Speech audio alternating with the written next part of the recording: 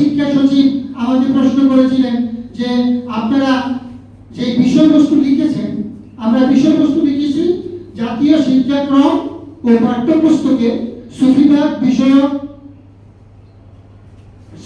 বিষয়ক পড়া জাতীয় পাঠ্যপুস্তকে অন্তর্ভুক্তি করে 100 নম্বর ষষ্ঠ শ্রেণী থেকে স্নাতক শ্রেণী পর্যন্ত পড়ানো। সচিব সাহেব আমাকে প্রশ্ন করলেন যে আপনারা সুফিবাদ কেন আপনারা শিক্ষায় আনতে চান। সেখানে আমি বলেছি যে আমাদের টোটাল বিষয়বস্তু এখন বলতে এত সময় পাবো না, তবে আমি ছোট্ট করে যদি বলি যে আমরা যে প্রজন্ম তৈরি করছি সেই প্রজন্ম আগামী প্রজন্ম খুব ভয়াবহ। তাই আমরা মনে করছি যে পাঠ্যসূচিতে শিক্ষাতে যদি সুফিবাদকে অন্তর্ভুক্ত করা হয়, আগামী দিনের যে প্রজন্ম আমরা একটা সুন্দর প্রজন্ম পাব। আমরা সেই আগামী আমাদের সুন্দর একটা প্রজন্মকে আমরা তৈরি করার জন্য আমরা পাঠ্যপুস্তকে সুফিবাদকে অন্তর্ভুক্তি করার জন্য আমরা দাবি করছি। পাশাপাশি আমাদের ধর্ম, আমাদের ইসলামের মধ্যে সুফিবাদ, সেই বিস্তারিত কথাগুলি আমি ততদূর যাব না। আমাদের এখানে যারা অতিথি আসবেন আপনাদেরকে শুরুতে সকলে উপস্থিত থাকলে আমি বলে দিতে পারতাম। আমাদের প্রধান অতিথি যিনি আমাদের নজরুল গবেষক।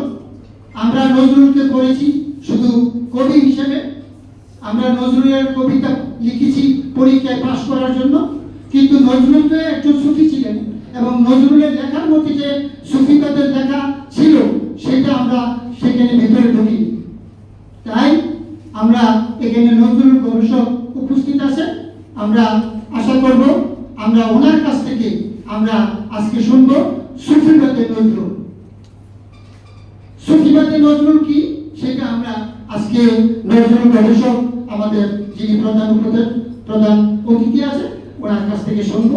আমি কবি নজরুল সম্পর্কে একটা কথা বলবো যে যারা আমাদের সিনিয়র, আমার জুনিয়র যারা তারা এটা উপলব্ধি করতে পারবে না, যারা আমাদের বয়সী বা আমাদের সিনিয়র তারা উপলব্ধি করবে যে নজরুল যখন লিখতে লিখতে শেষ পর্যায়ে ওনার বাদ বন্ধ হয়ে গেল, লিখা বন্ধ হয়ে গেল, তখন আমরা ওনার ভিতরে কি আছে তারপরে আমরা জানতে পারিনি।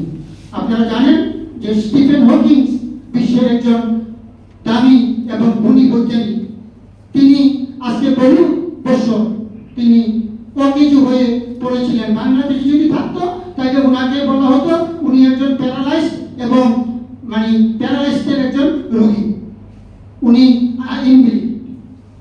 কিন্তু ওখানে পরিবেশে ওনার ব্রেইনের সাথে ডিভাইস ফিট করে দেওয়া হয়েছে, ওনার ব্রেইন থেকে কাজ করছে। উনি শারীরিকভাবে ফিজিক্যালি ডিজেবল ছিলেন, কিন্তু ওনার ব্রেইন কাজ করছে, ওনার ব্রেইন থেকে কি আসছে সেটা মনিটরে ভেসে উঠছে, সেখান থেকে নিয়ে বৈজ্ঞানিকরা সেটাকে বিজ্ঞানের সাথে যুক্ত করা হয়েছে। কিন্তু আমরা যদি নজরুল যখন বাকরুদ্ধ হয়ে গিয়েছিলেন, আমরা যদি সেই সুযোগ থাকতো, আমরা যদি নজরুলের ব্রেইনের ভিতরে সেই রকম ডিভাইস দিতে পারতাম, তাহলে আমরা বুঝতে পারতাম নজরুল আমাদের ধর্ম ইসলাম এবং আমাদের আল্লাহ রাসূলের নিবিড় তথ্য উদ্ঘাটনের জন্য তিনি কত গভীর পর্যন্ত পৌঁছেছিলেন, আমরা সেটা উপলব্ধি করতে পারতাম যদি সেই রকম ব্যবস্থা আমরা করতে পারতাম। আমরা দুর্ভাগ্য আমরা ততদূর পর্যন্ত পৌঁছতে পারিনি। আমরা আজকে নজরুলের যে গবেষক আছেন ওনার কাছ থেকে আমরা নজরুলের শ্রুতিবাদ শুনবো। আমাদের এই সংগঠনের বিষয়ে আমি একটু বলবো যে অনেক সংগঠন তৈরি হচ্ছে এবং অনেক সংগঠন তৈরি হবে, তবে অনেক সংগঠন আমি দেখছি যে সকলে সবকিছু করতে চায়। আসলে আমি যদি শিক্ষা অর্জন করেছি ঠিক আছে, কিন্তু আমি যদি সবকিছুই করতে চাই তাহলে কিছুই হবে না। যেমন ডাক্তাররা সকলেই ডাক্তার, কিন্তু সকলেই ডাক্তার সকল রোগীর ডাক্তার নয়। যিনি হার্টের ডাক্তার, কেউ চোখের ডাক্তার, কেউ হাড়ের ডাক্তার, কেউ ব্রেনের ডাক্তার। তাই আমরা মনে করেছি আমরা ছোট্ট করে শুধু সুবিধা নিয়ে শিক্ষার সাথে আমরা কাজ করব, সাথে সামাজিক এবং মানবতার কল্যাণ, মানবতার মুক্তির জন্য যা আছে।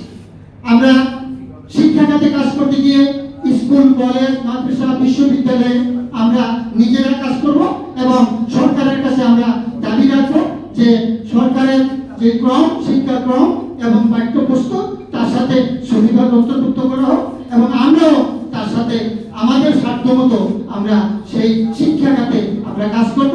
পরবর্তী প্রজন্ম একটা সুন্দর প্রজন্ম উপহার দেওয়ার জন্য আমরা সেই কাজ করতে চাই এবং আপনারা আমাদের সাথে যুক্ত থাকবেন। আমি মিডিয়া সাংবাদিক ভাইদেরকে আমি বলবো যে আপনারা যেটা আসছে আপনারা সেটি তুলে ধরবেন। আমরা সুশিক্ষায় শিক্ষিত আমরা একটা সমাজ চাই, আমরা এমন একটা সমাজ চাই। আপনারা জানেন যে আমাদের